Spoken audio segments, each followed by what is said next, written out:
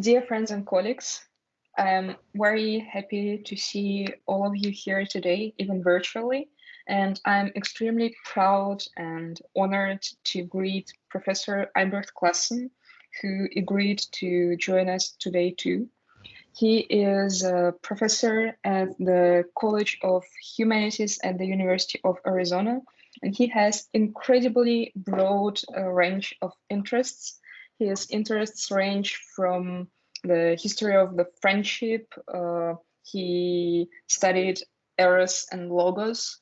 He has very broad interests in the field of German and European literature and culture.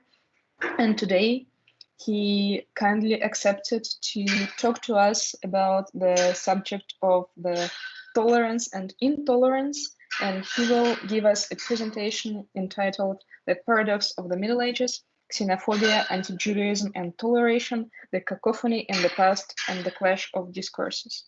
Professor Klassen, I leave the floor to you, and let me underline how happy again we are to have you here. Thank you so much. This is a great honor for me.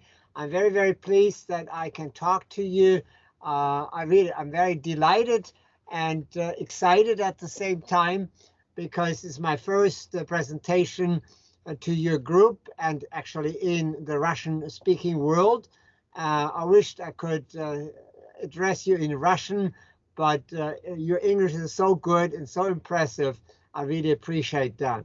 It is wonderful, as I said before, that we can really reach out now across the globe and use the modern technology. And it's kind of very ironic, I would say, that we as medievalists are now at the forefront of technology using, well, not at the forefront, but we're going along with everyone else and use this wonderful presentation mode, so we don't have to travel anymore. Although, frankly, I would really much more prefer to be with you in person than just this. But it's all right. It's the second best, and we should be very happy that this all works. So I have prepared this presentation with the intention of trying to push myself a little bit. I want to gain a better understanding of that age. And so I'm trying this, well, almost paradoxical topic, the paradox of the Middle Ages. And what I mean by that is to look into a lot of different aspects relevant for that time, which I like to call the cacophony in the past and the clash of discourses. So what I would like to suggest in this talk is that we really need to be much more open-minded toward the many different voices that exist at that time, and which already at that time, whether the 12th or the 14th century, the 8th century or the 15th century, all vied for being recognized. So we have, if we want to understand that age properly, really a chorus of many different voices and different opinions and many different power groups. I think would be very dangerous if we continue with more traditional views focusing on, let's say, just the feudal system, or just the Catholic Church, or just the Russian Orthodox Church, and then ignore all the other groups that fought against each other, tried to emerge, tried to establish itself. So I have basically two different goals, and they're a little bit ambitious. So forgive me if I address very global issues sometimes. Hopefully we can bring everything well together and then have a good time discussing it all. Before I move on, let's just check technically. Can you hear me well? Yeah, the sound is good. Yeah, we can hear you perfectly, and we see your presentation as well. Excellent. Okay, very good. All right. So the subtitle highlights then the other component where the other element of paradox comes in. I use very modern words, xenophobia, they would not have used it at that time. Then, however, a very time-specific term, anti-Judaism. So I do not talk about anti-Semitism at that time, because Semitism is really a more modern notion that arose only by the end of the 18th century, early 19th century, when the whole concept of racism emerged, and then contrast the whole thing with toleration. So the complexity of many different ideas that fought against each other and struggled hard to maintain or to gain dominance. And as we will see in this talk, we could easily go into many different directions and find this cacophony not only at court, but also in the church, at the university, and maybe in the urban world. For some of you who are more into philosophy and theology, let me just point out the very famous condemnation of the 277 theses by Bishop Etienne Tempier, 299 theses in 1277. So he was arguing through this ban that these theses by the professors addressing universalism, Aristotelianism, and so forth had to be condemned. So a struggle within the church. And as we will see, the church itself never really existed. This notion of the hegemonic church, of the Catholic Church in the Middle Ages, is more like a projection and sort of an assumption that the papacy or the bishoprics had absolute hegemonic authority. I will try to point out how many different other groups existed and struggled against each other. So I have put together then a talk about the discourse on cacophony. And I would like to question some of the traditional notions and then ask ourselves, how do we approach this, or what strategy do we use to understand better this cacophony? In other words, epistemologically, what kind of scholarly or heuristic strategies or tools do we use to gain a better understanding? This is problematic right away from a pedagogical point of view. You know, we all also teachers, so we also teach the Middle Ages. And in terms of teaching, it is much easier if we have a very simple black and white image. So if we can say, okay, there was King Arthur, or there was a king and everyone obeyed, and there was a pope and everyone was pious and everything was fine. And now we can go look at some of the documents, and that's a simple black and white approach. If you teach then, and you have to say, wow, wait a minute, this city was very different than that city, and there were different concepts in political terms. So my own research, and the very recent research, pertains to these three global issues of freedom, imprisonment, and slavery. And in that context, I discovered through very latest research, for example, how many rural entities existed throughout the Middle Ages, villages that enjoyed freedom. They were called imperial villages, which had not to pay any taxes to local dukes and lords. By the same token, how many imperial cities existed that had enjoyed a tremendous degree of freedom and independence? So if we start looking into this very complex discourse, we suddenly realize how difficult it really is. And maybe there are good analogies to our own time, because in 500 years, when people will look back to our own time and will then say, well, what happened in the 21st century? Well, they will realize so many different political groups, ideological groups, religious groups, artist groups, and so forth. It's hard to paint a picture of one world, which probably didn't even exist. We as historians like to simplify and create this general notion, which, however, is disrupted by this cacophony. So thereby, I like to emphasize there are always dominant voices, or the struggle by individuals to assume that dominance. And then there are, of course, many different times minority voices. And this is beautifully illustrated, as you all know, and I'm sure I will say a lot of things that you're all very familiar with, so pardon me if I just kind of pretend to be the first one to talk about. You all are experts, so I know I'm talking to experts, but you know, the whole discussion of orality versus literacy, and those who dominated literacy, they left behind our medieval documents, the manuscripts, whereas there was a huge world that was only oral, and they exerted tremendous influence, but they did not leave then literary sources.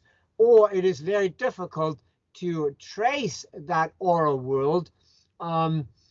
Sometimes, like Gurevich, you know, your own Russian great scholar, has done, looking at sermons, for example, and trying to figure out what he could discover in sermons in Latin about the oral culture in the villages, for example. So it's sometimes very difficult to trace those oral sources, but they were certainly present and exerted huge influence in many different areas. So the literacy, of course, represents the learned scholars, those who knew how to read and write. And yet that's only one group. So then thereby you have a lot of tensions between the officials, the authorities, let's say the bishops, and on the other hand, lots of other smaller groups, which I just call here in general the minorities. What we also understand today much better is the huge tensions between the genders, male versus females, but also what is the latest research on the huge tensions and conflicts, the heterosexual world versus homosexual world. And of course, we know through laws addressing hetero-homosexuals and how much they were repressed. But the more there existed laws, the more you can also confirm that other phenomena existed.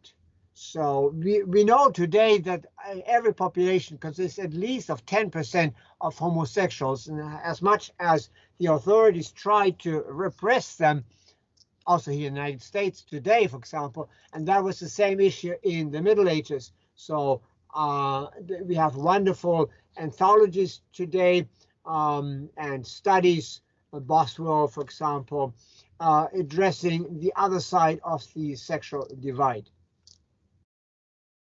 So something happened right now. So I lost my own PowerPoint presentation. Let's see, I need to share. And this is gone. Let's see what happened there. And I lost it. Let's see, try this. Okay, there we are. Can you see this again?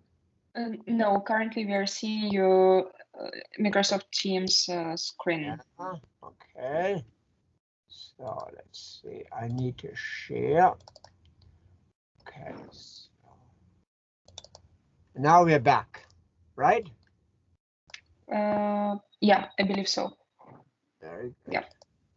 Well, we're all a little bit learning, so okay, I was at this point.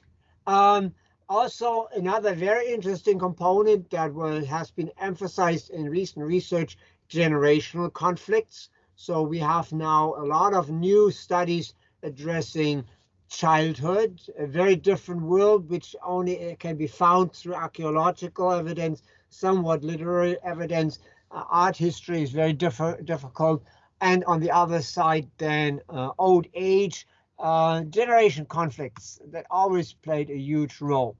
Then I observe also very clearly racial differences. already at that time, we had very clear notions of superior races versus secondary races. And I refer you to three major texts from the early Middle Ages, both the Hildebrandslied in Old High German, Voltarius, that is in Latin, and the Nibelungenlied, which is in Middle High German.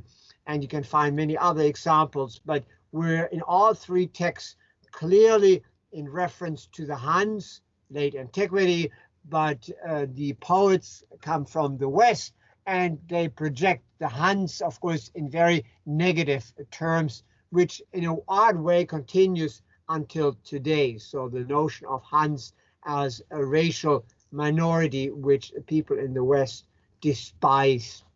I only want to point out how much the discourse addresses also already at that time racial issues.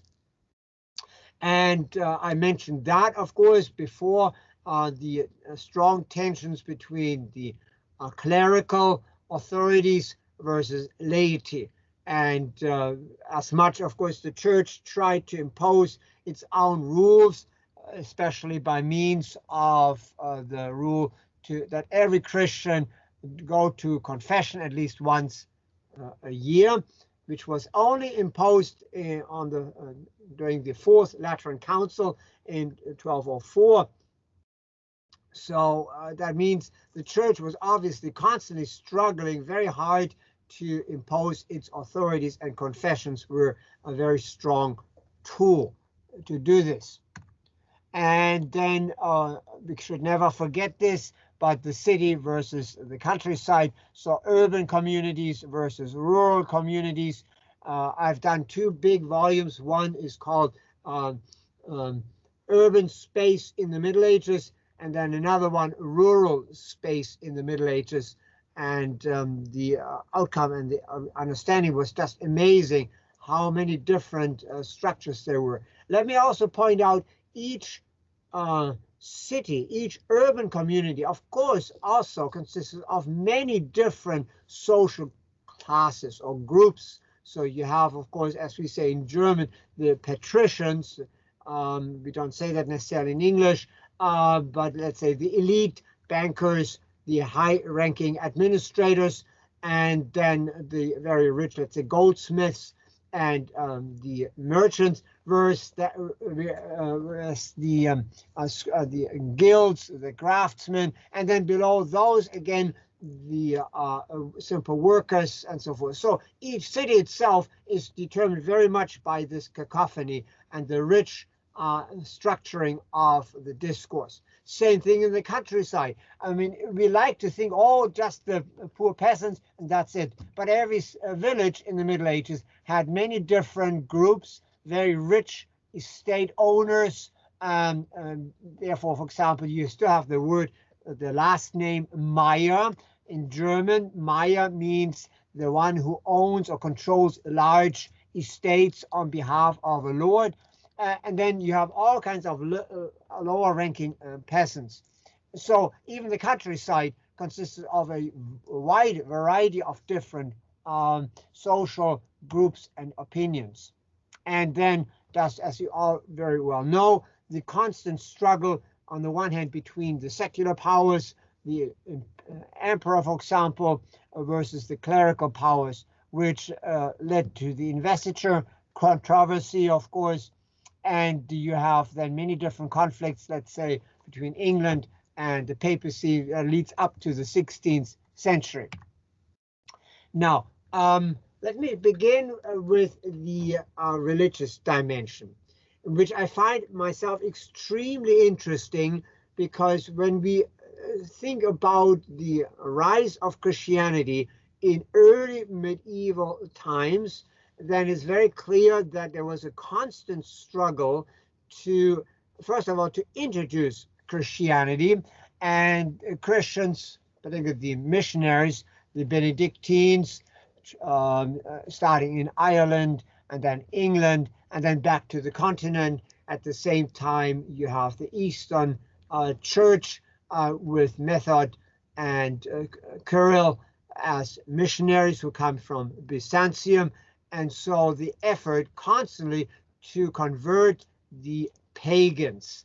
And the most interesting feature of all those conversion, missionizing, and baptizing efforts were, of course, the clear strategy by members of the church to be as flexible and adapting the local cultures as possible. So I call this syncretism, meaning that the Christian missionaries tried very hard to incorporate local cultures and thereby to invite the local people following their own texts, heroic epics, and find their way through those texts, their way toward Christianity.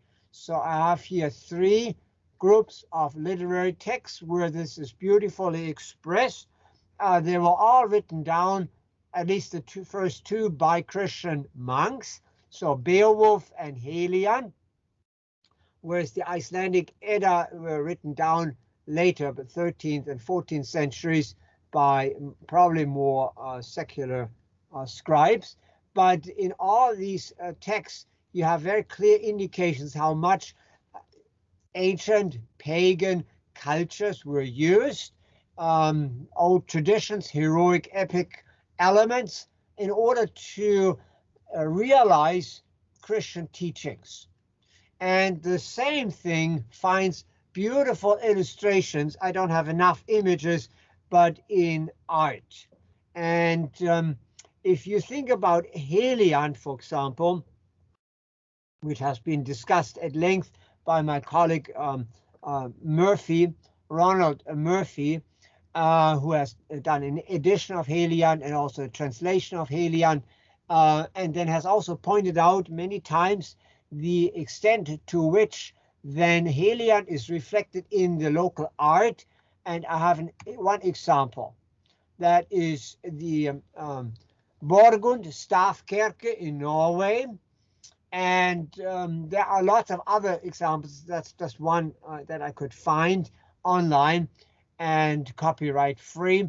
And when you look at many of these Stavkirken, but also many other churches, particularly Romanesque churches, you will find a tremendous amount of pagan elements in their art and expressing, well, early forms of Christian devotion, but it's a merging of the local cultures with the Christian cultures.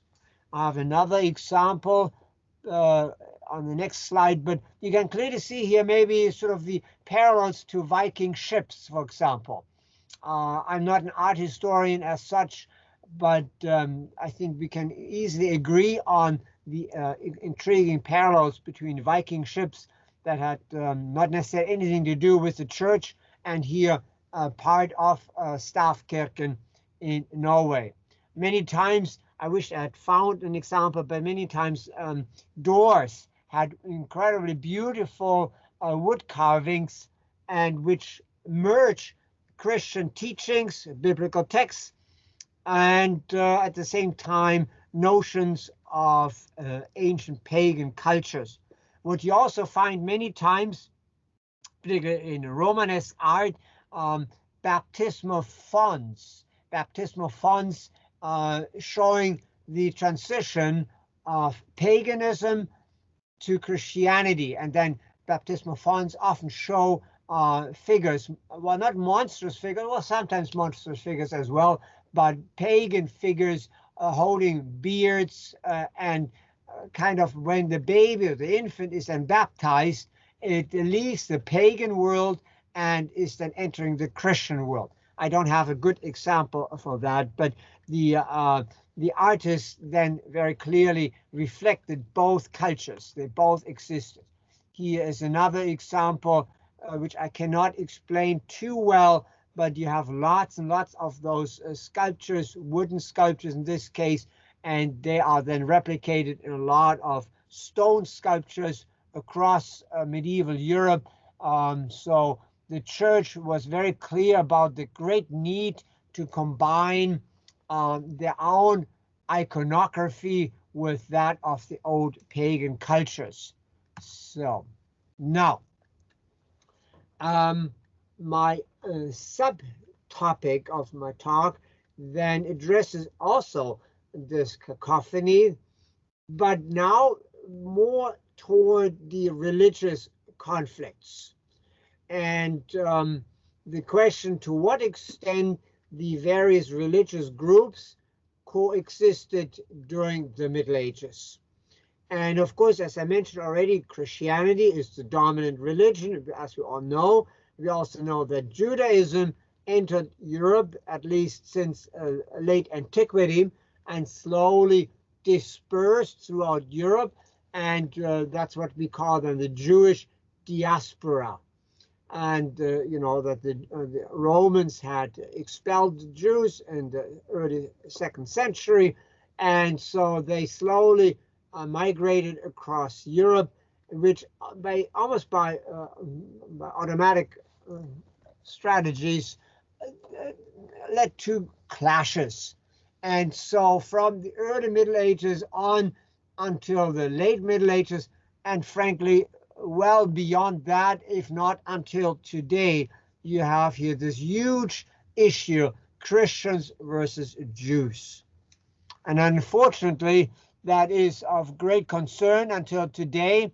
I think in Russia, just as much as in the United States and elsewhere, conflicts between Jewish population and non-Jewish population.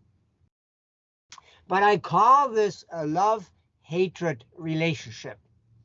You can never simply say that Christians were in unison when they viewed Jews. Instead, there was always there were many forms of collaboration, neighborly relationships, and I have later other examples of even erotic relationships, although they were extremely problematic.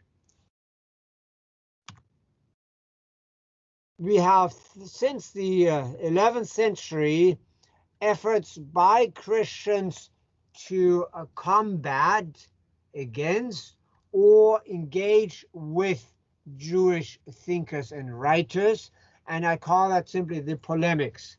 Maybe the first and most famous one was the French philosopher Peter Abelard, who wrote already one of the first dialogue poems in which he has a clash between a Christian, a philosopher, and a Jew.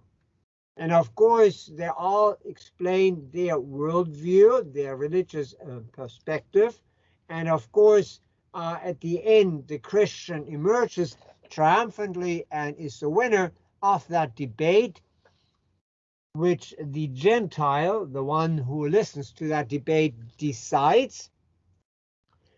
But most importantly, Abelard allows the Jew to present himself, his school of thinking, his religion in great detail. And of course, the Jew is at the end condemned, or shall we say he loses the debate, but he is allowed at least to speak up and to lament the Jewish suffering. That's very remarkable that a philosopher like Peter Abelard gave so much room to a Jew and thereby kind of paid credit to the Jewish faith as well. The other component is the enormous degree to which Christians and Jews were economically intertwined. So let's take the English case. When William the Conqueror reached England, conquered England against King Harold in the famous Battle of Hastings in 1066, he not only brought his nobles with him, but he also brought a whole group of Jews with him, because those Jews were very soon then in charge of the taxes. Now, this was one of the almost tragic developments in the Middle Ages, because wherever you look, whether in France or in Germany, in Poland, Lithuania, or Russia, the Jews were limited to the business with money.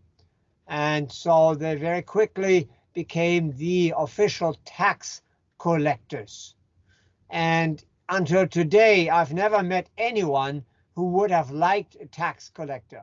No one likes tax collectors. No one likes paying taxes, right? Yeah, you don't want to give away your money. So very naturally, by default, the Jews, let's say in England, became the hated tax collectors, those between the authorities, the Anglo-Norman nobility, and the ordinary people. And so that set or created the seed of hatred, because the Anglo-Saxon population very much, of course, disliked the Jews, who represented the lords, the Anglo-Norman lords, and they had to pay their taxes to the Jews, who then turn over that money to the lords. Then, of course, very much conflicts in religion throughout the ages, and whether we are in England or Lithuania, whether we are in Italy or Portugal, the Christian religion always saw Jews as their most severe competitors. The irony in all of this, of course, is that Jews and Christians were the closest related to each other. And so it's almost ironic that until today, the most hatred you have not between people of very different cultures, but basically between members of the same family. Because after all, the Jewish religion is based on the Torah, which is basically the Old Testament, and the Christians, of course, they also use the Old Testament, but then transcended by means of the New Testament. So you could almost say, well, these are brothers and sisters, and they hate each other the most. I refer to a wonderful study that was published about 10 years ago by Alexandra Caffel, who this book is called Gendering Disgust in Medieval Religious Polemic.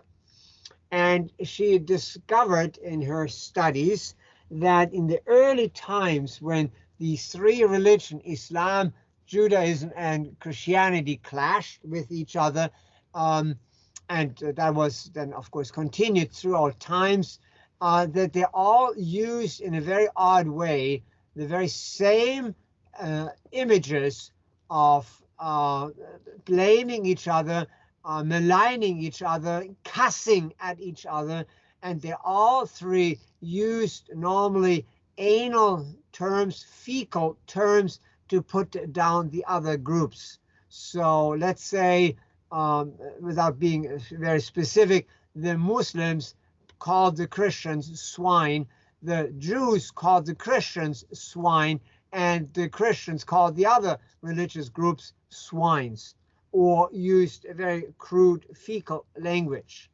So what I find interesting of this image, the cover image, the way how the hands go both ways, they're all pointing against each other and blaming each other and using, you can see this at the bottom, these horrible creatures as representatives of the other religion. So religion is just a strange thing, and religion always leads to conflicts, and has been one of the major sources of hostility and ultimately then violence from the early Middle Ages throughout times. But the Jews suffered really from a very severe dilemma, because they were not allowed to carry out jobs as craftsmen. They were not allowed, with some small exceptions, to own land. So they were basically limited to doing a money business. That means lending money against for interest, and which then very quickly led to the charge of usury, which was and continues to be one of the major charges against Jews, the usurers. And I've heard those prejudices even well in the 20th century. So unfortunately, that continues very much. So they were loaning money, and they were collecting taxes. So that is, of course, the very critical issue.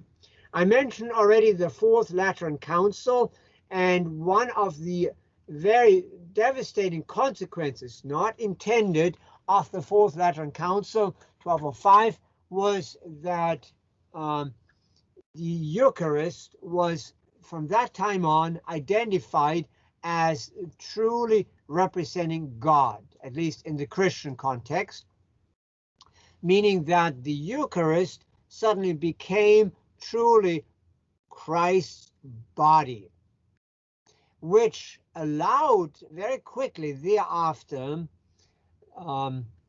Christians to voice very strong criticism or attacks, actually, or accusation, which we call the host desecration.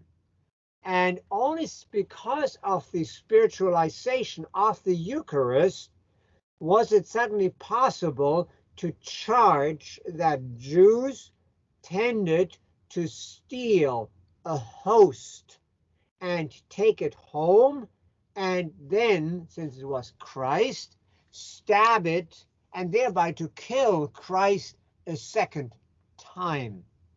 A very devastating charge against Jews, which very often led to pogroms and hence mass killings of Jewish populations. So the very spiritualization of the Eucharist facilitated mob phenomena in medieval Europe. And that continued well into the 15th and 16th centuries. And the same thing, the blood libel against Jews, very vicious concepts and notions claiming that Jews were killing children in order to take their blood, which allowed Jews to clean themselves. This is so outlandish that it's hard for us today to understand it, but we have to realize that these two charges, amongst others, were used throughout Europe to cause really pogroms. We have very concrete cases in which a Christian individual stole a host and threw it at the door of a Jew, which then allowed the masses to claim that the Jew had tried to desecrate the host, which then authorized the Christians to start a pogrom against Jews.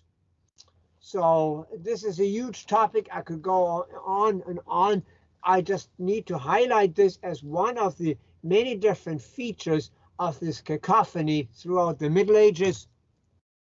And you have here just a list of many different violent actions against Jews. I have mentioned already the host desecration. I've mentioned blood libel, which then led to the so-called pogroms. And the pogroms then led over to expulsions. You have expulsions from England in 1290, from France several times, 1304, and then they were allowed back in. They were expelled again at the end of the 14th century, and then the most dramatic expulsion from Spain, 1492. And at the same time, you can see the bottom part of my list. That is the odd thing that makes it so hard to understand medieval culture. Yes, there were horrible movements against Jews, like pogroms, but at the same time, Jews continued to live together with their Christian neighbors. So you have a high degree of cohabitation. And that went well into the 15th, 16th, 17th, 18th centuries, while at the same time, vast movements by Jewish populations. And so you have, for example, a very strong movement of Jews into Poland, Galicia, for example, and Lithuania. You have movements into Italy and also the Turkish world, where Jews enjoyed a higher level of toleration. You also have, throughout the entire Middle Ages, significant intellectual exchanges, and I need to highlight particularly two university centers, Toledo in Spain and Salerno in southern Italy, where at the universities, Hebrew scholars were instrumental in helping the translation process of ancient Greek texts that had survived in Arabic, to get those translated into Hebrew, and then from Hebrew into Latin, which allowed in the 12th century a massive influx of Aristotelian and Galenic texts into medieval learned cultures. So, which then actually triggered the modern movement of medicine in Europe with the introduction of Galen's teachings of the four humors. You also have a considerable degree of literary exchanges. I would say mostly from Christian texts, or let's say simply vernacular texts written in French or German or Spanish into Hebrew. That is more a process in the late Middle Ages, but you can observe it already in the 13th and 14th centuries. So you can see a very complex situation, and I call this phenomenon more toleration and not so much tolerance. That's a very significant difference. Toleration, I would define as a process on an attitude according to which you say basically that you allow Jewish neighbors to coexist, but you still condemn them for not being Christians. Tolerance, in the true sense of the word, emerges slowly, and you have it already, some examples in 14th century and a little in the 15th century, but tolerance emerges really only in the late 18th century.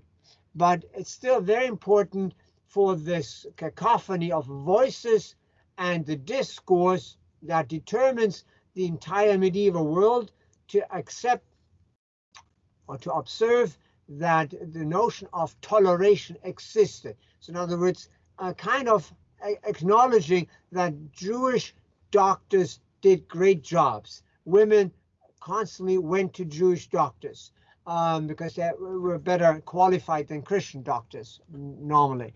You have lots of examples of Jewish artists, particularly in Spain, not so much in other parts of Europe, but Jewish artists collaborating and contributing to the decorations of Christian churches. So that we discover increasingly more and more elements where Jews and Christians really cohabitated. So, and I have two very interesting examples, Jews and laws. I myself have done some work on some late medieval texts, and let me just go on right away. I worked on this Swiss Dominican, Ulrich Bonerius from Bern, and he wrote a collection of fables based on Aesop and so forth. The old tradition, nothing really new, except that he was very creative in the way how he combined the traditional animal stories with his own creations. And he also incorporated a couple of examples, and one of those I want to discuss very briefly, so let me go back one more time. You see here the word sicheres Geleit, which is a German word and translates into English as guaranteed safety on trips. And in one of our stories, number 16, which and I have to tell you, this gemstone, the Edelstein, was written about 1350. So 1350 is a very significant date because that is the time when Boccaccio wrote his Decameron. And so there were major things that happened in Europe. And it's the time when the Black Death still raged through Europe. And it's also the time when massive pogroms happened. That means also when major Jewish populations were expelled, such as from Bern, where our poet comes from. Now, in our story, however, that's very interesting. Now, summarize it very briefly. A rich Jew, comes to the king and requests protection. He has to travel to some point, and he has to traverse the forest, and he knows that the forest is filled with murderers and robbers, so he requests protection, and the king says absolutely, and he probably against some money, and he gives him an individual. It's his seneschal who has to protect the man. The seneschal, however, when they cross the forest, realize that the Jew is very rich, so he plans to murder him. The Jew pleads for his life and says no, I lost it right now. Let me I need to start again. There we go. Okay, can you see it? Yes, yeah, we see it perfectly. Thank you. And the Jew pleads for his life and says, the birds will reveal your bad deed. The Jew laughs about it and kills the Jew, takes his money.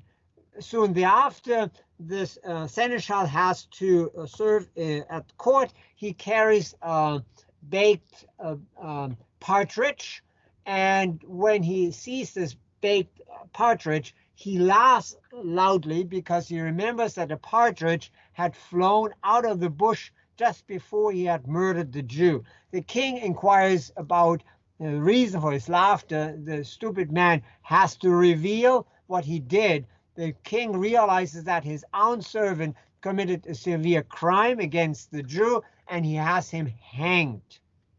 Immediately hanged. So let me go back, because the king had given the sicheres Geleit. And in other words, his law protected the Jew. And so in the story, this Dominican priest presents the situation that a Jew deserves protection. So that is the article that will appear. I haven't seen it yet, and where I explore other similar cases. I also explore cases of love affairs between a Jewish woman and a Christian priest.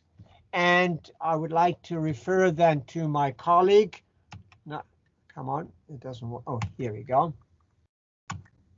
And Boccaccio as well, which was actually continued well to the 19th century. And my colleague, a historian in Klagenfurt in Austria, Markus Wenninger, wrote then a very detailed study, which is following my own. I haven't seen it yet, where he looks into many different legal documents that confirm exactly what I say, actually, with respect to the literary sources, that for Jews throughout the Middle Ages, normally kings or other nobles offered a significant degree of protection. So I only point out these aspects to indicate the complexity of the relationships between Jews and Christians. And here's another study, Uneasy Communion, and that edited by Vivian Mann, where they all can point out the extent to which Jewish artists in Asturias were actually collaborating with their Christian patrons and produce altarpieces, Christian altarpieces and other artwork, although they were Jews. So things are very complex. I also need to point out that already since the 12th century and here now since the 15th century, there was strong interest in translating the Quran by Christian authors such as Juan de Segovia. The earlier one was Robert of Ketton in England, but Juan de Segovia, that's about 1470, could not do the translation of the Quran without the help of a Hebrew scholar, a good friend of his. So this is another component. I could go into it at length, translation of the Quran, but for our purpose right now, this serves as another indication to what extent Jews and Christians actually collaborated and how complex the entire situation really was. So just repeat a little bit. I referred already to Toledo and Salerno, where the strong collaboration of Jews, Muslims, and Christians made possible the entire transition of ancient Greek philosophy. At the same time, you have in public art very strong opposition to Jews, and I give you here this very disgusting sculpture, the so-called Judensau, that is now early 16th century, and that is attached to the church of Wittenberg, where Luther was preaching. And the Judensau is an iconography you can find actually throughout Germany, primarily Germany, where you see the Jews sucking the pig's teats or licking the anus, the most disgusting imagery, and Jews were mocked with these images. And here's another, that's a woodcut, and you find that as kind of a propaganda material. So as much as I just before pointed out the extent to which Jews were tolerated and lived as neighbors with their Christian neighbors, as much there were a very strong ideological propaganda against Jews. So the religious strife and conflict continued, if it did not even intensify, since particularly the 14th century. I think the Black Death was one of those watersheds after which the Christian hatred of Jews increased many folds. But Jewish communities did not disappear. So we do have here a very odd paradox, to come back to the central topic of my paper. You can observe whatever lens you use for your investigation, you can always identify severe enmity or hostility against Jews throughout the entire European Middle Ages. And you can easily find, if you just look for it, very interesting examples of neighborliness and even toleration. And I wanted to, however, also to highlight what I mean better with this notion of the paradox. And I move away from the religious divide and look more at the complexity of all medieval epistemology, and refer to one story which is of extreme importance, written by a German author, Heinrich Kaufringer, and he composed about 32 verse narratives. They have survived in 3 different manuscripts and from about 1400. And in this story, the hermit and the angel, I do not want to go into the details because that's a lecture just by itself, but what the outcome of this story is, the angel demonstrates a couple of situations which include murder, theft committed by the angel, and the hermit, who just wants to explore the world and figure out what God has created. And he observes these horrible deeds by the angel and has to be told at the end by the angel that he did all those horrible deeds on behalf of God and for very good reasons. And the angel tells the hermit that he should return home to his little cell and do not question what God is doing in this world, because the world is a paradox itself. In other words, the poet is telling his audience that this world is filled with so many complex situations and that most people would not be able fully to understand what is going on. So in other words, the clash between the secular and material world here and the world of spirituality and the divine. And one of the examples, that's the cover of the book, my translation into English of all of his narratives. And the paradox it comes through here very nicely, in my opinion. I'm using here emissary court. I think that's from Ulm, so not that far away from Augsburg, so southern Germany. And you all know what a emissary court is, these wooden sculptures. And they are being discussed a lot by art historians. Many times they show grotesque scenes, sometimes even erotic, sometimes even scatological, pornographic. And we have discussed those images, wooden sculptures, many times, and they are very hard to figure out, but they reflect, once again, the discrepancy of different opinions throughout the ages. I want to slowly come to an end. I'm talking already about 50 minutes. Was there then any tolerance or toleration?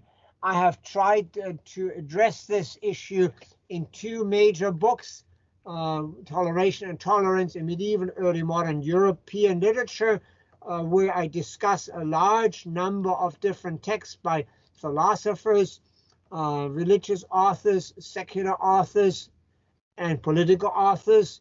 And then I've put together an anthology, Religious Toleration in the Middle Ages and Early Modern Age, that appeared then in 2020.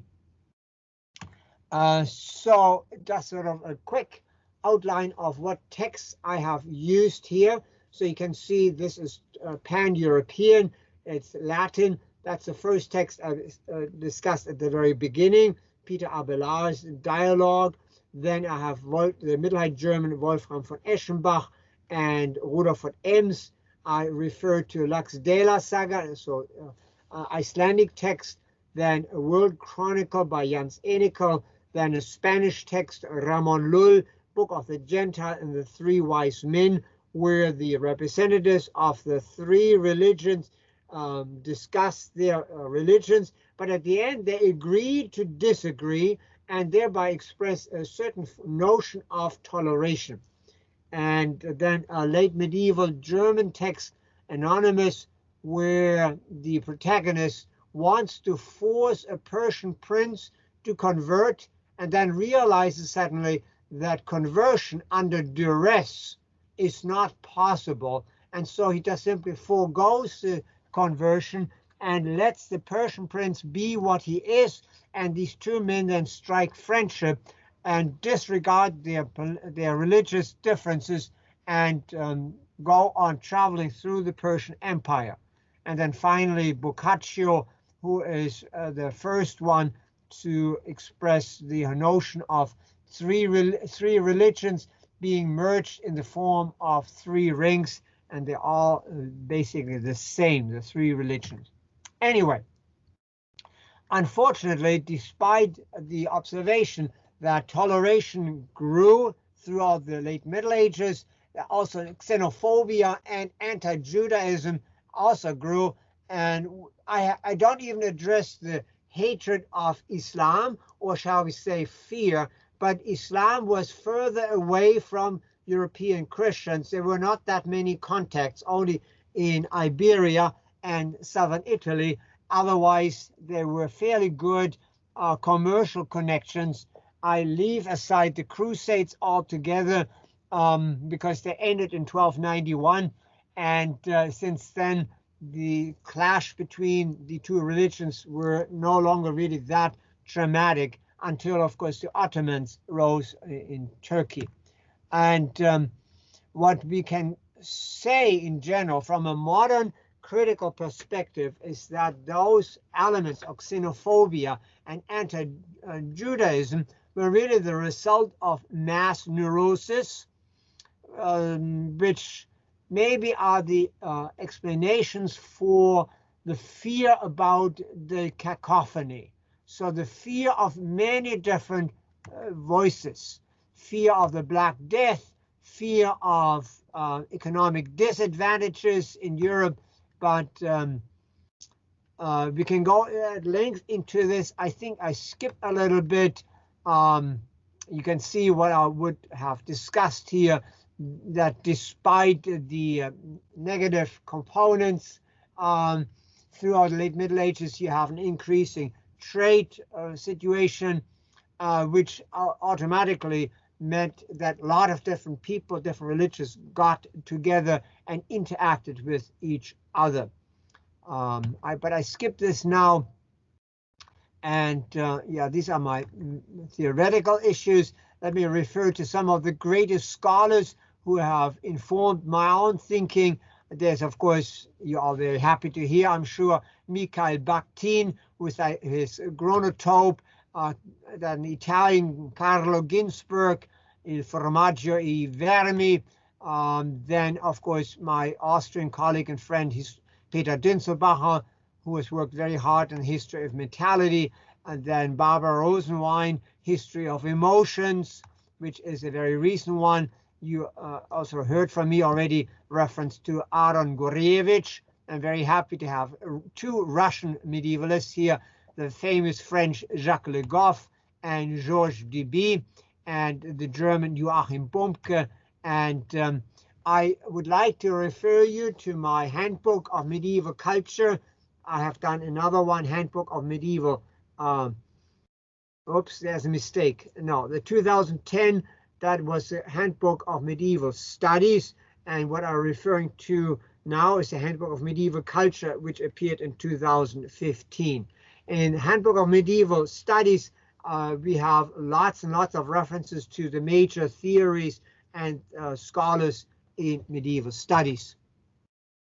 So I conclude that our understanding of the Middle Ages has to be paradoxical. We have to accept that there was really a very rich, very diverse discourse, that the discourse is determined by cacophony.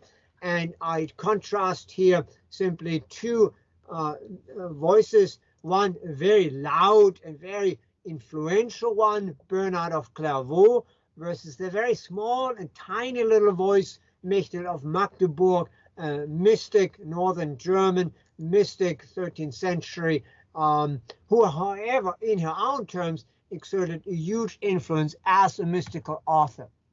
So I would like to conclude, it all depends on our filters and lenses and what voices we want to include, whether we want to listen to the majority or to the minority, and this whether in religious or ethnic, sexual, racial, or other anthropological terms. And so I leave you with my email address, with my web address, and I would like to conclude with really heartfelt thanks for this wonderful opportunity that you allowed me to speak from the Western United States, Southwestern actually, from the middle of the desert to you in Moscow. And I find that this is a fantastic community of medievalists. I'm really happy about this, and thank you so much for this great opportunity. I hope this was of some value for you, and I'm looking forward to some questions and discussions. Thank you very much.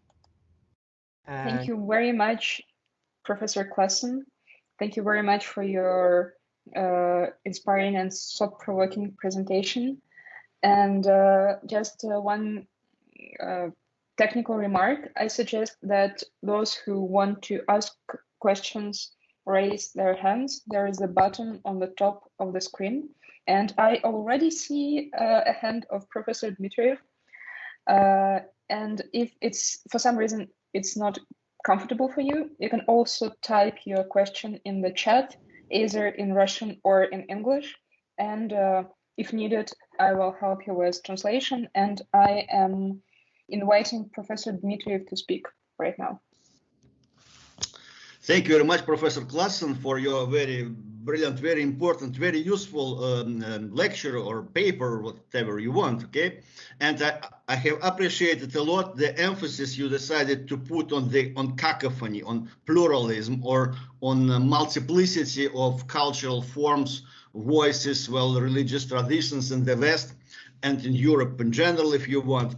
And in my view, it is extremely important because actually we have somehow such a custom to be imprisoned by the idea of such uniform image of uniform Middle Ages, in which all Christians necessarily were pushed towards hating Jews, or Christians were pushed somehow towards crusades, that paganism was not tolerated, etc., etc. And once again, I'd like to stress that the emphasis, that the fact that you decided to underline pluralism and cacophony, and in my view, it is a very good term you coined, and you suggested to us cacophony, okay? But nevertheless, there is a number of questions dealing with the Christian culture in general, not only Western Christian culture. Namely, in principle, it is possible to raise such a more or less speculative question to what extent, for example, the Byzantine world was more cacophonic than the Western world. Of course, it is from start on you have such an assumption that, well, we create from cacophony a certain, well, generalization, okay? There is cacophony, okay? And then we try to measure up whether Byzantine tradition was more pluralistic, more cacophonic than the Western tradition. But, well, general impression is that, well, throughout the Middle Ages, in Byzantine Empire and then in Moscow as well, the cacophony was somehow a certain law, a certain norm. So, and very frequently we are not aware enough of the fact to what extent pluralistic Orthodox cultures in the east of Europe were. And then two questions. The first question is, well, I have appreciated also the fact that you, at the beginning of your paper, you told we have to explain many things and many questions in our audiences, in our universities, okay?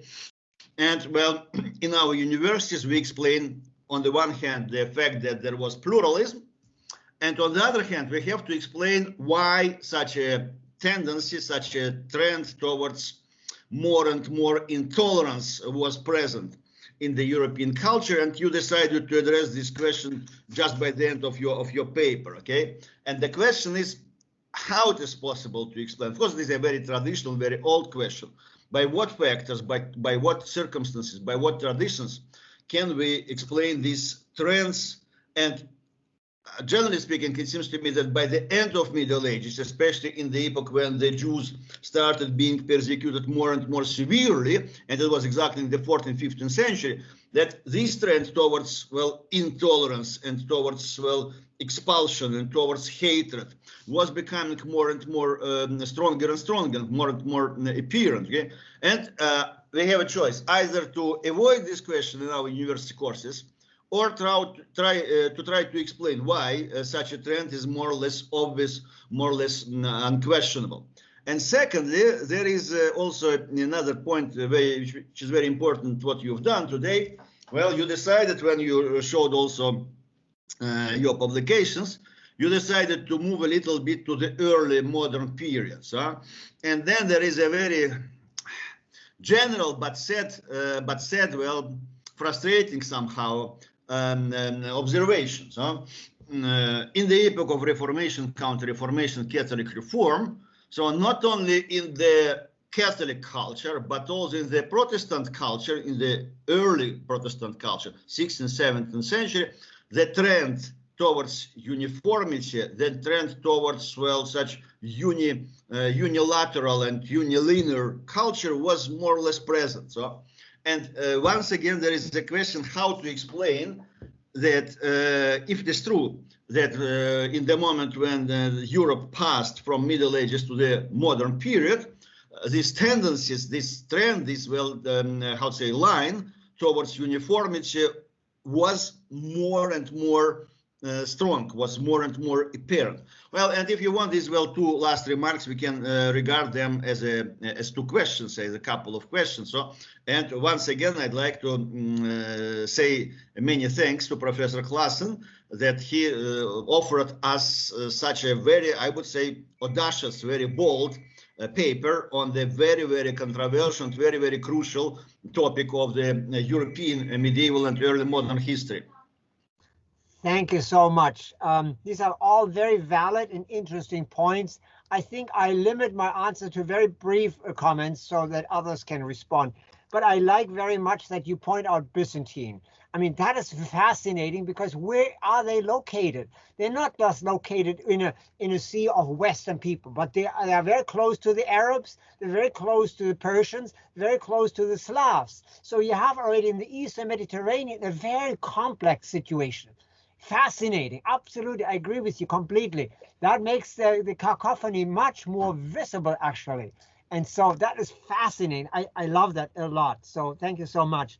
Let me say also then the last point is very interesting, but I disagree slightly with you. So you do have the Protestant Reformation, and we then tend to think, oh, that meant suddenly you have the Catholics and the Protestants.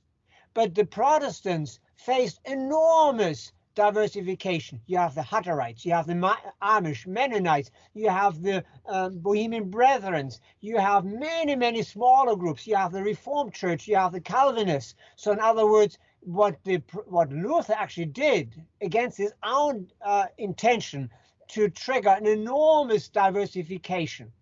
The Protestants had lots of problems with because they were so conservative, so orthodox. So they suddenly faced lots of splinter groups. Everyone could read the Bible. Hence you had, so many spiritualists, Anabaptists. So that is a very complex world.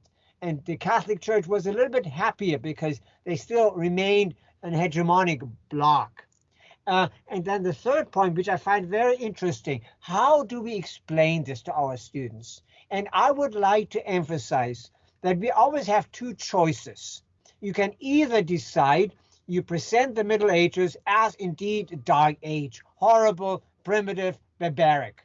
Easy. You can always do this. You can emphasize witch craze, you can emphasize pogroms, and so forth. Or, as my other colleague was Oleg Voskoboynikov, right? You emphasize Chartres. You're looking at the philosophies there.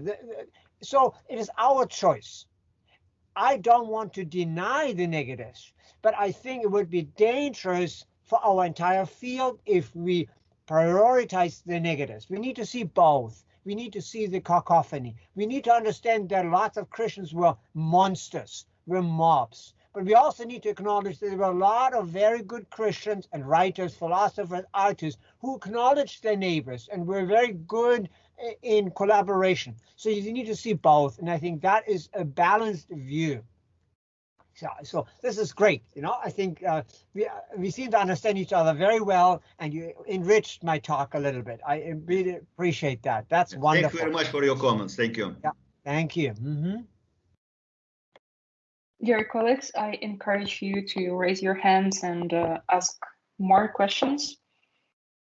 And while you are thinking for the questions you want to ask, I would probably allow myself to ask a little one. I wonder whether you would be so kind to elaborate a little bit about the potential correlation between the certain literary genres and the level of the toleration that is expressed in these genres, because I assume that some ideologically charged texts would probably bear less toleration than others. Mm-hmm. Now, my experience, thank you for this question, my experience in my research has been sometimes you just have to be lucky to search for toleration in a world where the Christian discourse dominated. It's not easy. So this is not something you can simply find and pick up everywhere. You have to look very carefully. Many times, let's say Let me give you one example, Laxdela Saga. So I never even read Laxdela Saga until I did this research, but I just happened to find a tiny little passage where the king engages with a hero who refuses to convert to Christianity. And there's a bit of conflict, but at the end the king says, I let you go, whatever, you're a good guy. And then there's a simple example of toleration. But I wasn't aware about it. And most people didn't pay attention to that as well. So what I discover is that when I use a new lens, I mean, that's our advantage as modern scholars. We, as we talked already about, we are dwarfs on the shoulders of giants. But when we use new lenses and look at the same material, we can discover new things. Let me give you a modern example. Since the 19th century, there has been a lot of digging for gold, particularly, let's say, in the United States, the gold rush. So now all these big quarries, empty, just piles of garbage. Well, there was garbage, but today we have a different need. We need different minerals, maybe. So we're going back to the quarry, the garbage pile of history, and we suddenly realize, oh, wow, wait a minute, there's some really interesting elements. So with new lenses and new theoretical models, we can suddenly discover that well-established documents, artwork, which we have studied for a long time, can suddenly yield new insights. So the search for toleration and tolerance, that's a little bit guesswork. You have to dig through the quarries, and maybe you find a little bit here and a little bit there, and suddenly I had a huge number of different texts. Yeah, so I think just simply curiosity and open mind, that's really the key thing for good new research. Thank you very much. That is really something inspiring to hear. And Yeah. we have a question from Yegor Novikov. Mm-hmm. Hello, can you hear me? Yes, I can hear you. I don't see you, but I can hear you. Okay. Thank you very much for the lecture. I want to ask you about the opposition between love and hate, as you mentioned it in the beginning of the lecture, but then it seemed to me you were talking more about the opposition between exchange and hostility, I would say. But meanwhile, like for instance, if we look at the problem you're talking about from position of post-colonial studies in the Orientalism theory, there is a lot of discussion, a lot of emphasis on the attraction to the other, right? To the sort of eroticization and enchantment of the other, which is opposed to the hostility. You mentioned later in passing, I think, some sources which talk about the love stories between the Jews and the Christians and something like that. And can you talk more about that? What was the role of this kind of attractive force in this? Okay. Yeah, thank you very much. And I think this is a perfect example. By developing and looking at or using a different modern theory, let's say post-colonialism or racism, something like that, we can suddenly recognize different perspectives. So we're looking at a lot of travelogues today through a different lens and ask them much more about the power differential. So I think modern theories like post-colonialism or racism can allow us to really understand some of the text better. In specific terms, I was myself extremely fascinated when I did this research on the personal relationship between Jewish women and Christians. And it became a very interesting discussion between me and the editor. He's an historian of that journal, and myself, I'm more literary historian. So we had to exchange a lot of different texts and realize that the legal documents do not necessarily reflect clearly what the literary texts are saying. Artwork is not necessarily the same as philosophy. So they don't necessarily speak the same language. They have different lenses and different approaches. So in the literary text, the sexual relationship between a Jewish woman and a priest is sort of laughed at or about and delighted. In legal terms, so when you look then at chronicles, law books in that time, deadly, very, very dangerous. So death penalty if certainly if some Christian was caught having had sex with a Jewish woman, or vice versa.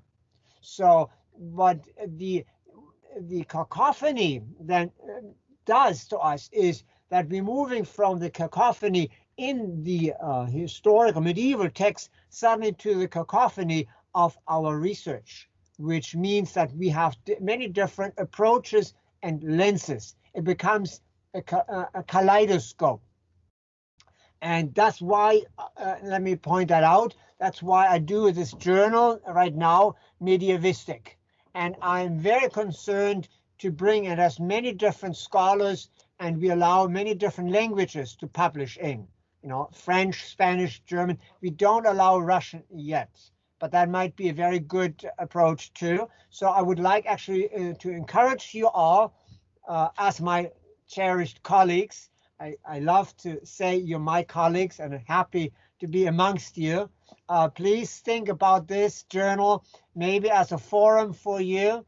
I happily include you as a potential reviewer, or if you have some valuable article, please let me know, or a translation or an edition. That's what this journal is really for, international medieval studies. And we try to be as inclusive as possible.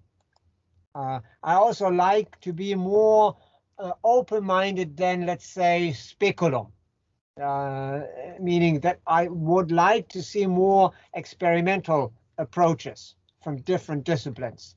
So I hope I answered your question. That was a wide open question. Yeah, thank you very much. Yeah. Thank you. May I put a question? Yeah. You just mentioned speculum, and that and this made me think about a question that I did not preview in the beginning, but it's actually important to have your view on the most important American reviews in medieval studies. We naturally know Speculum Viator, probably Traditio, these old and medieval studies in Canada. What is the, let's say, the field, how it is divided between these old reviews and journals, but probably we just missed some new titles. What is the view from the inside of the United States? So my take is this, and let me just be a little bit polemical. I would say Speculum is certainly the flagship, the major journal in our field, but it is very heavily focused on history, which is not wrong and not bad. But I notice that increasingly there are more and more new journals. And so my question is for myself, what do I need? What do I want? Ultimately, I want my research to be published. And I think increasingly, if it can be published in a digital form, then many more people in the world are able to read it. Now, of course, you want to make sure that your paper meets high standards, and you can be sure that Speculum lives up to those standards. So very critical, very difficult to be accepted by Speculum. But that also means, in my opinion, that's a little bit subjective, that Speculum is a little bit a dinosaur. So they're not moving really fast into the more digital world. It's also in print, which is good, fine, but I think they're a little bit of a dinosaur. So I do not think that too many people read Speculum. And I notice the same thing in France and in Germany. There are certain well-established journals. They're maybe 110, 130 years old. But who's reading them? I think less and less people are reading them. So our field is changing. So our journal Medievistic is also moving to the digital format so that people can read it for free, by the way. The last 3 years are free. You can simply go to the publishing house, find it, and the last 3 issues are for free. So it's a complex situation. Also, I think you need to consider what type of research you do. I guess in your field, Speculum might be better than others because you focus more on philosophical and historical documents. So I always think first, what interests are represented by what journals? But if you want to do a really new take on medieval material, let's say the latest trend is eco-criticism. That means we are looking now increasingly at documents from the Middle Ages as to weather and climate.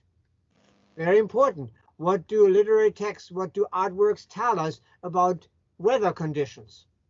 So we call that eco-criticism, and combine that with research by archaeologists and eco scholars, so who do glacial drills, who look at dendrochronology. And so the combination of both worlds is really moving to a new direction. Where can you publish that work? Maybe not necessarily in Speculum, I don't know. But maybe the newer journals are open for that. It's a complex question. If I may, I would like to add to this question by Oleg with a very specific remark. Do you believe that such journals as Post-Medieval, for example, are well accepted in the community? Are they well respected? Are they considered to be worth publishing in? Sorry. Yeah, that's an interesting question. I remember when they were started and I was asked to evaluate, and I didn't like what they were doing. So I actually rejected it. And I said at that time, about 8 years ago, no, I don't think that's a good idea. However, I noticed that they seem to make good progress. That means they seem to offer new perspectives. But it's also, in my opinion, highly politicized. So there's a certain danger which I observe. Let me give you one example. My neighbor university, Arizona State University, used to have and still has a Center for Medieval and Renaissance Studies. So we had conferences every year for about 30 years. And now suddenly they moved into a political dimension.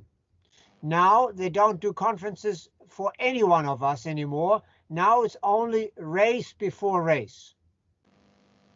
All they're interested in is race, racism, anti-racism. They look at just race questions. They look at questions how scholars in our field who are of minority status, how they are treated in the academia. And suddenly it all becomes a matter, in my opinion, of just racial polemical issues. And there's no conference anymore, we don't meet anymore, and their publishing house is basically dying. So that's, well, sad news. Yeah, really sad news.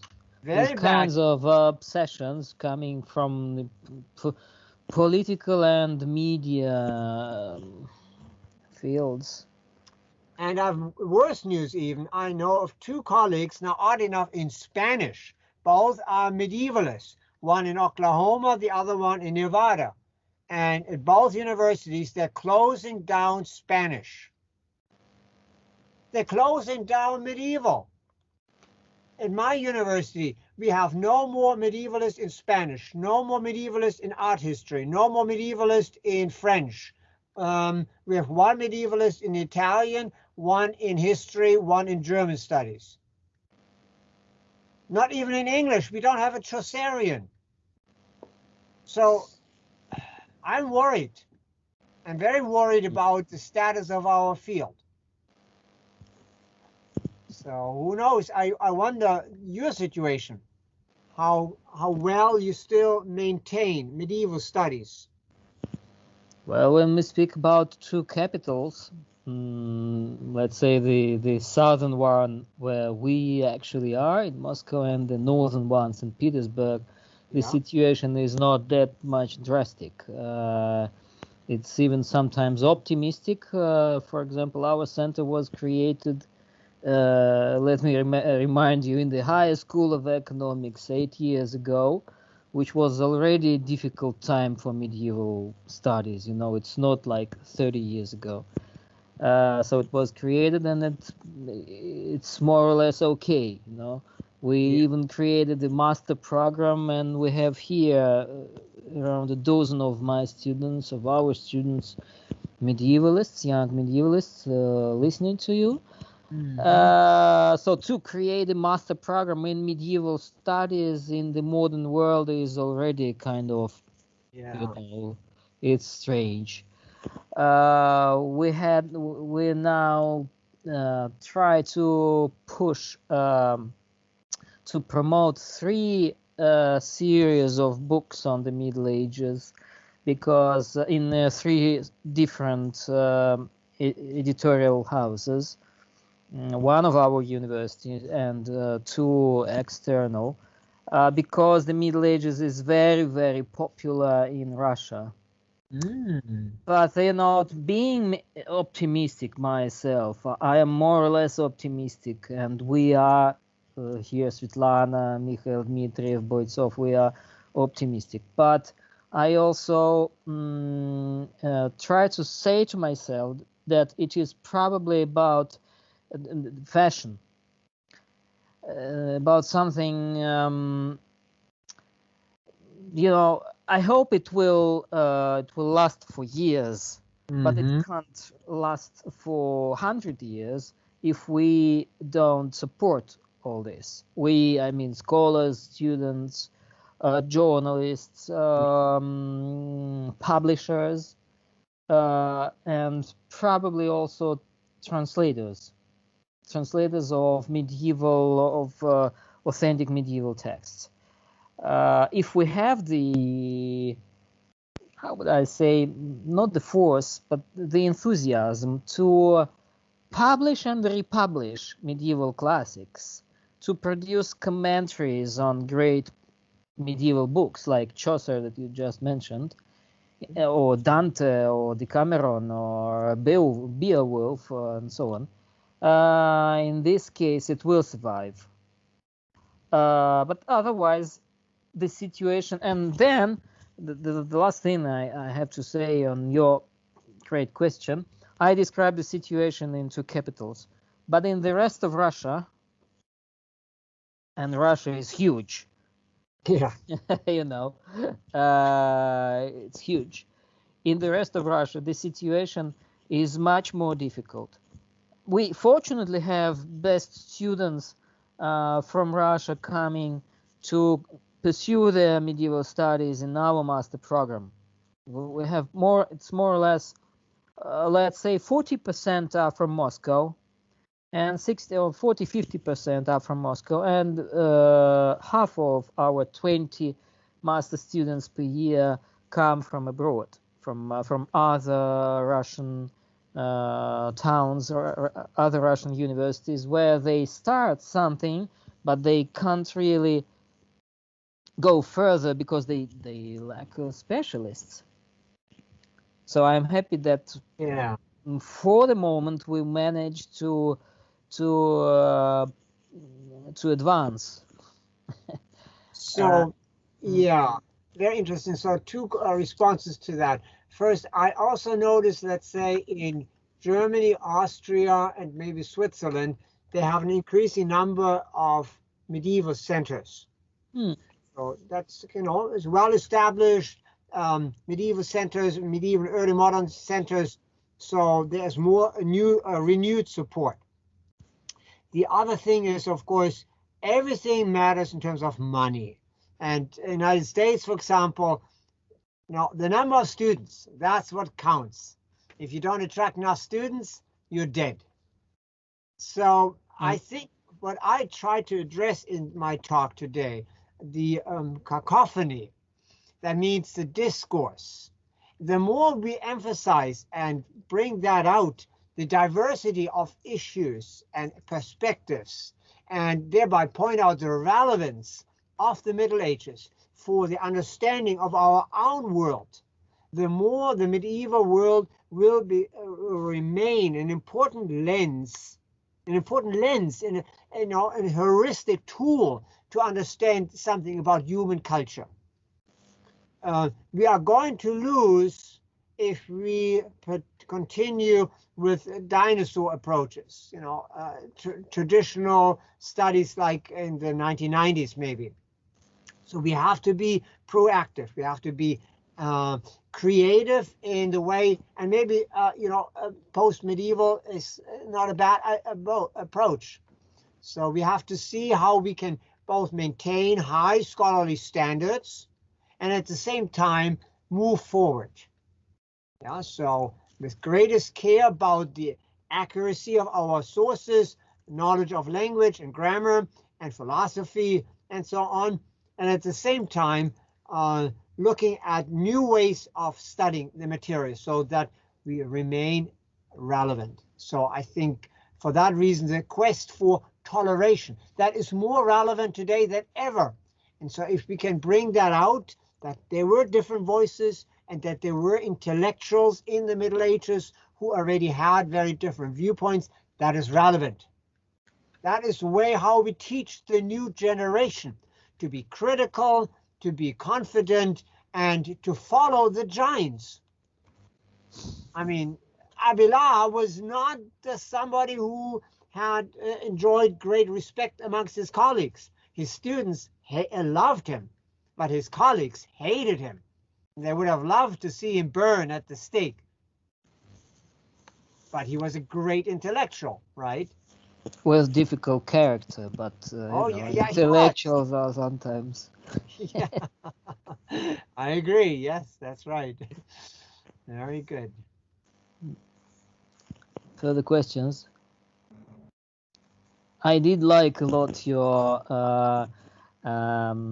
distinction between tolerance and toleration, because I also had instinctively, I always thought that the Middle Ages were more about, let's say, connivance, permitness, than tolerance. For example, the popes or the emperors, the princes in general, were very often quite tolerant to Jews because they needed them, not only for money, but also for their medical skills, for their translation skills. They probably were in that great time of translations between, let's say, Constantinos Africanus and Ramon Llull. The Jews were best skilled connoisseurs of 3-4 languages, between Castellano, Hebrew, Arabic, South Italian, and a bit of Latin. But I think that even these, let's say, Toledan archbishops of French origin, they not always tolerated Jews to have access to Latin, because Latin was the language of the Bible. And when the Catholic kings, the Los Reyes Católicos, commissioned illustrated books, Bibles, they allowed, let's say, tolerated the participation of Jewish painters, but Isabel, as far as I remember, Isabel personally, Isabel of Castilla, wrote down that the Jewish hand shall not touch the figures of Mary and Christ. She would not tolerate that. She tolerated, it was before 1492 naturally, but you know, well, these stories are well known in literature.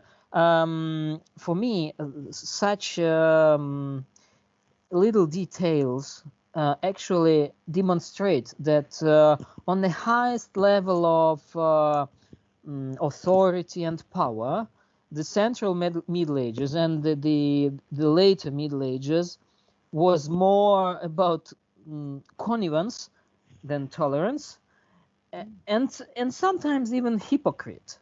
You probably don't have to be scared and to be too much politically correct, and we have to sometimes to call things as they are. They were just hypocrite. Yes, of course, pragmatics. So a pragmatic hypocrisy. Yeah, as long as they could get money out of the Jews, they were happy to tolerate them. And as long as Christian mothers were able to use Jewish doctors in the case of childbirth and so forth, or pregnancy, then they tolerated them. But then the next day, when they didn't need the Jews, or when they were too much indebted to them and couldn't pay back the debt, then they hated them. So it's a very complex situation. But I think that is the critical aspect. I mean, we can go from Spain to Portugal, to England, to France, to Germany, Austria, Lithuania, you name it. And it's always a complex situation. But that's the key component that should make our study of the Middle Ages more valuable. It's our own self-critique that we deconstruct the narrow binary perspectives. Good Christians, bad Jews, or suffering Jews and evil Christians. Even that is often not true. And frankly, many times even Jewish chroniclers, as we know now, projected much worse conditions for their community than they actually existed. We call that larmoyant, chronicle of larmoyant, so creating tears, reflecting back maybe 100 years and depicting horror stories when it was not at all the case.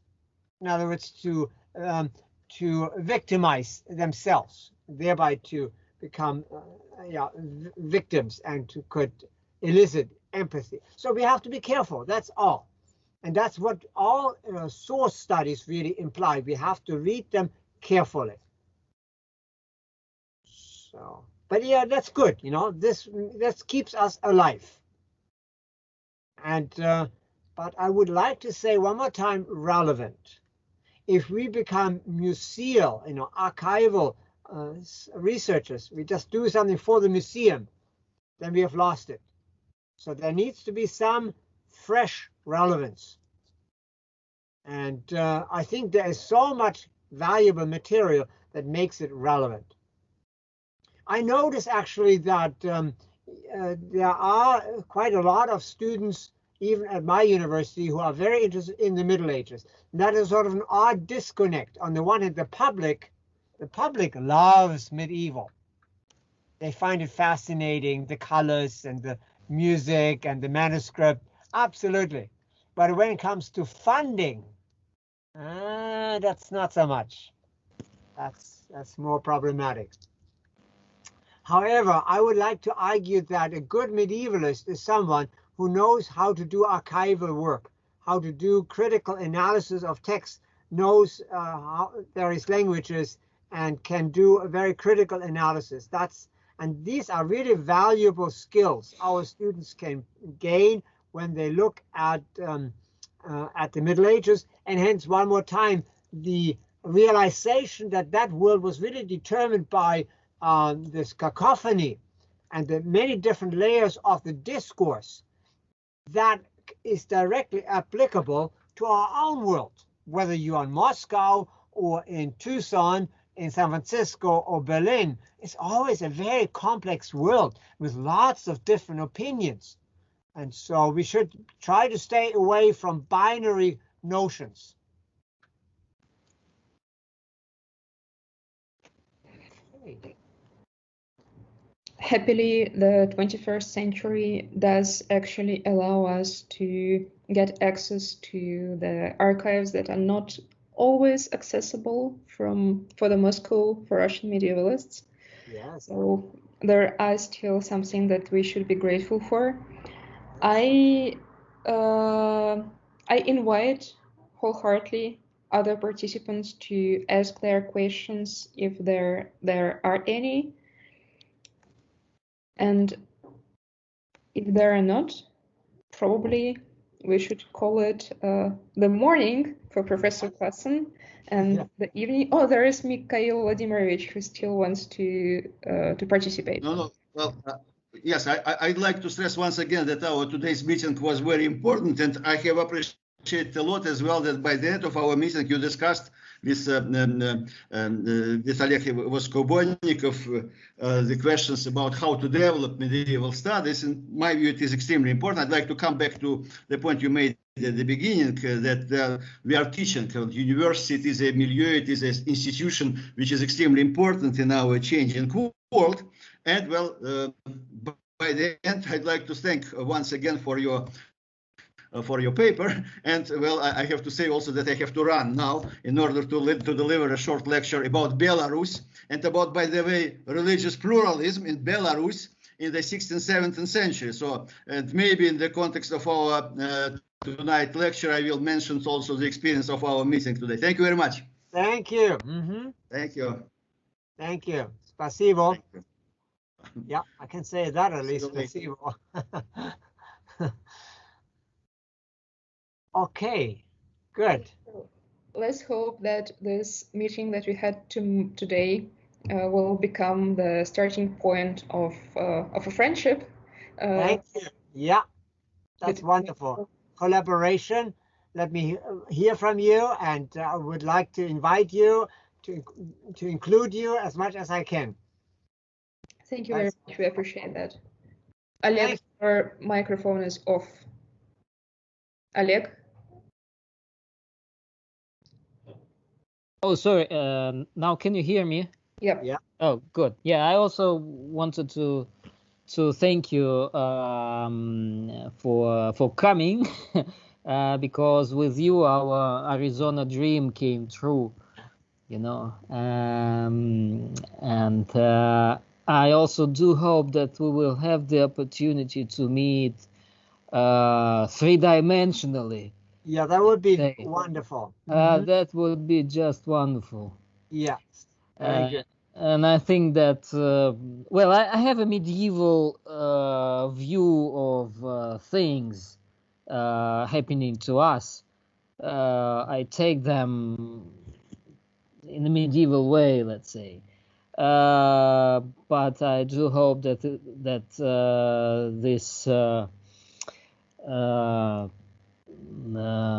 this celestial punishment of the earth will finish, and the planes will fly new and even more, probably with more velocity, and the world will be better.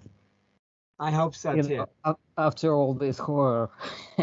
And I also hope that we medievalists we do something to make this world better, don't we? I would think so. Yeah, that is a very nice final word. Thank you so much. Thank you very much, Professor Klassen. Yeah, my pleasure. Thank you. Let me hear from you. And that's the beginning, as the movie says, Casablanca. Yes, it's a great movie about moving. And it says at the end, that's the beginning of a long friendship. Yes.